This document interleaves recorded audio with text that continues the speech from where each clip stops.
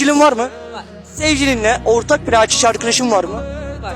Onu arayacaksın, ondan hoşlandığını söyleyeceksin, tepkisini test edeceksin. Senin var mı? O var. Güveniyor musun? Uşaqlıq dostudur. Belə güvənirəm, amma yenə də insanlara güvən yoxdur. Yoxlaya bilər. O zaman arayalım ve hoparlöre çalalım lütfen. Alo. Alo, salam, nətərsən? Şükür yaxşıyam. Sən nə tərsən qadına? Yaxşıyam, sağ ol. Vaxtın var, sənə bir söz demək istəyirəm. Aha biraz olar vaxtım var. Yoxsa bilməm necə deyim. İkimizin arasında qalsa yaxşı olar, çünki istəmirəm sevgilim bilsin. Olar.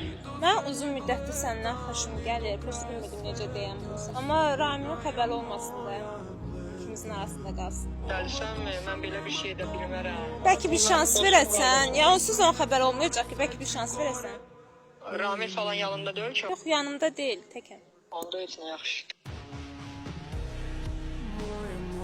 Vaxtım var. Ha, akşam tərəfi vaxtım var. Ay, heç nə, görüşəriz 8-dən sonra.